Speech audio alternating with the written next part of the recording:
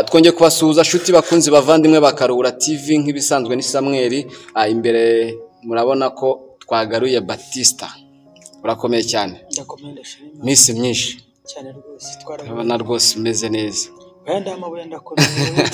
Gerageza kuzamura ijwi rero, gerageza kuzamura ijwi. Abantu bamenye ko ari Batista ugarutse kutubwira uburyo ki amababi ariko ubundi yaraye inusi yaraye umuko yaraye murakoze Imana bamugisha na nezere kongera garuka hangaha nari mbakumbuye mu magambo shimye Imana ko imaze imisi yaturinze yarabarinze nagirandinda n'umuryango wangira urinda Imana yacu nyabicyubahiro. Ayo mababi na mababi y'inturusu Kinyarwanda izo ngizo rwose izo rero nkuko twabasezeranije cyangwa se ubu buhamya bugeze ku gice cya 4 aho uyu mugabo agiye kutubwira uburyo cyangwa se abantu bakurikiye ibice bitatu bya mbere yabayeho mayibobo yarwaye igicuri byinshi cyane. Rero uyu munsi wa none agiye kuduha uburyo yagize kwizera kwamuhaye kugera ku rugerageze ubwo ari umugabo udakodesha umujyi wa Kigali. Umwanya n'uwawe. Murakoze Imana ibaho umugisha. Ntabwo byari byoroshye rwari urugendo rurerure. Bisaba kwizera ko Imana ishoboye ariko wowe udashoboye. Nari nagiye Kanyarira, hari abantu twagiye gusengayo turi mu masengesho y'imisi 2. Turi ku munsi wa 2 numva umwuka aranyemeza ko nyuye amafaranga. Numva muri ngiye mfite murari, numva ndanezerewe. Icyo nakoze nuriye mu giti jya hejuru njya mu giti, ndagenda mfata ibibabi by'inturusu ndabimanura, ndangije pakiga mu gikapu nari ifite, umwana w'umuhungu ndataha. Nyamara gutaha nageze mu rugo, naragiye mbishyira ku musego naryamagaho. Iyo najyaga mu bintu nakoraga ngiye mu kazi nakoraga, naratangarira ko amafaranga yagize gute yabaye amafaranga. Ariko ngasanga nyine biracyari kwa kundi. Ariko nkagomena kwizera ko Imana yarambwiye ko igiye kungirira neza. Numvaga ko nanjye nafitikagamo, numvaga ko ineza y'Imana indiho. Hashize ibyumweru 2 nibwo umugabo umwe twarasenganye muri groupe hano twasengeragamo arampamagara kwengera ngo ni ibintu bisanzwe yaratuye ari Masaka. Bamwitaga Papa Kenzo niryo nibuka. Arangije kumpamagara ndagenda njyayo, numva ko ari ibintu bisanzwe nyine, numva ko ari umuntu ari umubosi njya kankubita umuceri nkirira n'ifiriti nkirire ko ngikunda cyane ko icyo gihe byumvikana ko wari n'inzahare. Icyo gihe nasaga none maze kuzawukamo gakeya, ariko n'ubu nari nkiri hahandi hari aho nari nicaye ntakabaye nicara. Ndagenda njyayo kumusura bisanzwe, turaganira Batista bite ni sawa, Imana ikurinze ite, Imana ikurinze neza, turasenga Imana. Tumaze gusenga Imana ntabwo ati rero ndatashye, ati uretse gatoya. Batista tutaragera ku kiganiro yakuganirije ndagira wihangane ise nko gusubije inyuma. Ibyo byabaye ubwo watanaga amababi wubatse ufite umugore? Nari umusore. Wari umusore. Ubwo nari ngiye kubaza mbese umugore wawe yabyakiye gute ubwo abonye uzanye amababi, ariko ubwo wari umusore ikibazo cyanjye gise gisubizwa. Ubwo none reka nkubaze iki ngiki, bagenzi bawe mwari kumwe cyangwa se abantu babonye utahanya amababi bagufashe gute? Nabo ntabwo nacitse intege. Abo groupe twari turi kumwe uwo munsi buri wese yatahanya amababi mu gikapu. Ni mwese? Buri wese yatahanye amababi mu gikapu, ntabwo natanye njyenyine. Bivuze ngo mwese se mwarashubijwe buri kuko mwatahanye? Abo twari turi kumwe ubuzima twari tubayemo muri icyo gihe hafi 80% hose twese bwarahindutse. Bwarahindutse ko hari igihe Imana ishobora kutagusubiza nk'uko yansubije, Imana igusubiza nk'uko yansubije, ariko hari icyo Imana yakoze. Warugeze rero uti maze kurya umuceri n'ifiriti ngiye gutaha. Maze kurya umuceri n'ifiriti ngiye gutaha, arangiye arambwira ati buretse gatoya Batista. Yinjiye mu cyumba cye azana inote 120 za bitanu. Numvaga nasaga nk'ahari nk'inzozi ndi kubona, ko cyane ko ayo mafaranga nari maze igihe kinini ntayafata. Byari bigoye kugira ngo nyafate, byari inzira ndende. Arayambarira arayamereza, arangije arambwira ngo genda ugire gute, genda ujye gushaka ubuzima. Aya mafaranga ntabwo yampfiriye ubusa. Ntabwo yampfiriye ubusa, ndahamya nashidikanya ko no kuba uyu mubona mpagaze gutya umubona agenda gutya uwo mugabo yabigizemo uruhare. yego aya mafaranga kuko yaraje asa nk'aminduriye ubuzima ngenda nkora ndakora kugeza uyu munsi wa none ndashima Imana ko hari ibintu bikomeye amafaranga agize gute yakoze ku buzima bwanjye. twatangiye tubwira ko ari amababi yahindutse amafaranga, tubwiye ko wagiye ahantu ukarya ifiriti bakaguha amafaranga, ugiye kubihuza gute na kwa kwizera wagize ku buryo utubwira ngo ni amababi yabaye amafaranga? Burya abarokore umurokore uri muri cyo bita siyansi z'umeni n'umurokore muri siyansi z'umwuka ni abantu babiri bagize gute batandukanye. Iyo uri muri siyansi z'umwuka niyo nyine iyo ubona ikintu ubona kitazaba ariko kikagira gute wowe ubona ko cyashobotse gute cyarangiye. Umurokore wuzuye mwuka wera iyo ubu ukibona nk'inzozi ariko ubu ukibona aho cyagize gute cyarangiye. Mfata ayo mababi y'inturusu ntabwo nari nzi aho bizaca ariko nanizeye ko Imana igize gute ishoboye byose.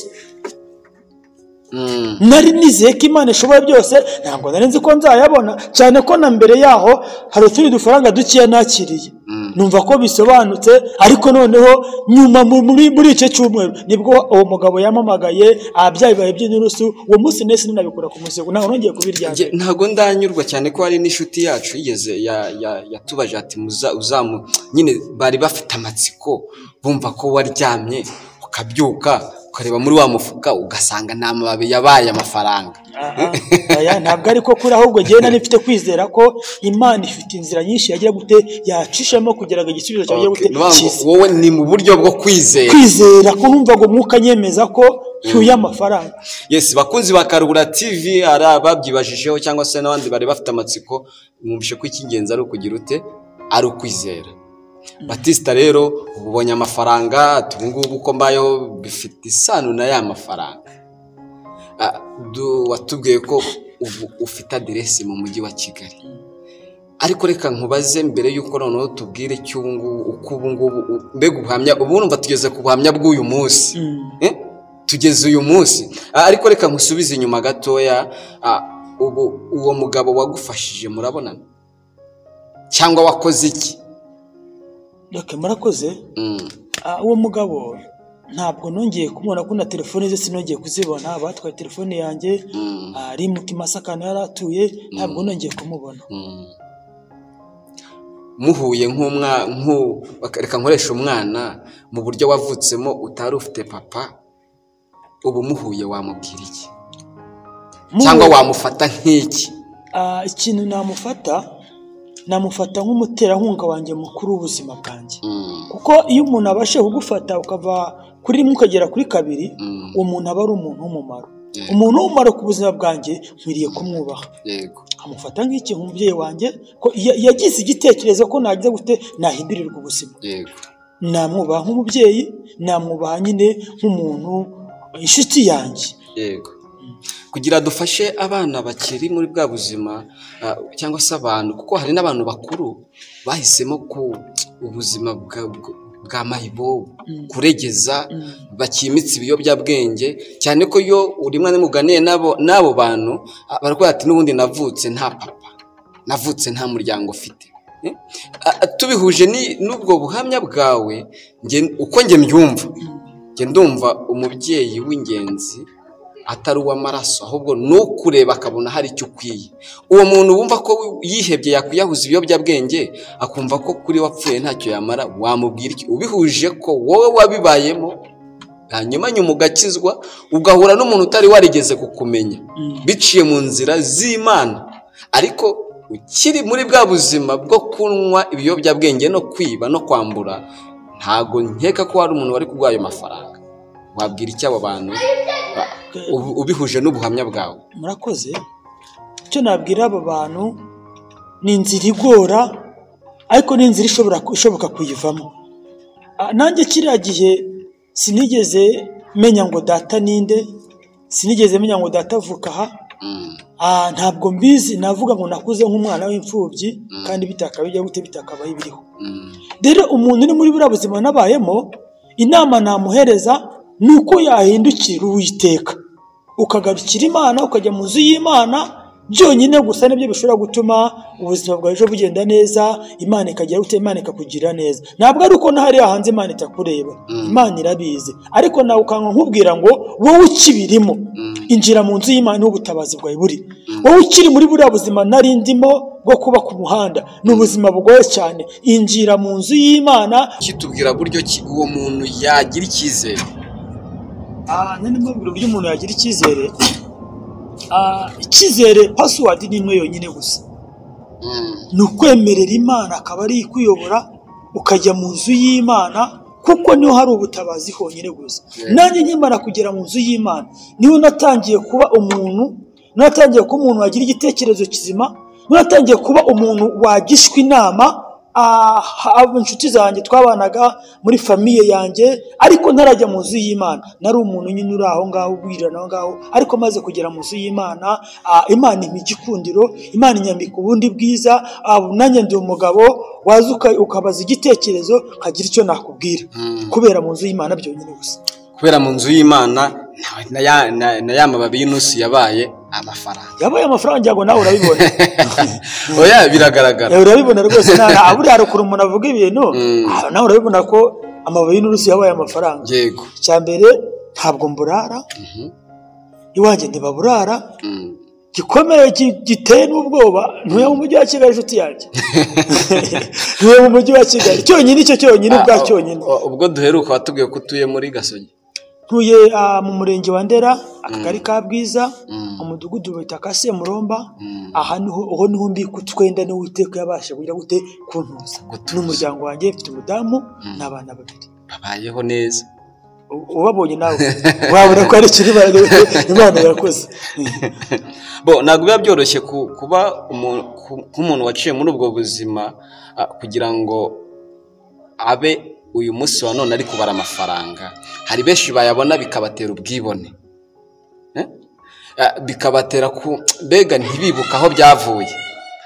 Kuri wowe hagati y'amafaranga n'Imana ubu bimeze gute? Murakoze. Hagati y'amafaranga n'Imana, n'akazi kose wama kabasha gutuma najya mu nzu y'Imana, akazi ntabwo nagakora. Ako kazi ntiwagakora? Gatuma nakamba simbasha kujya mu nzu y'Imana, ako kazi ntabwo nagakora. Batista, ndakumva. Ese ahari sinzi mu kwezi wibariye niba ushobora kuba wakwinjiza nka miliyoni 10, ubonye akazi ka miliyoni 20 ariko kataguha umwanya wo kujya gusenga, ntago wagakora?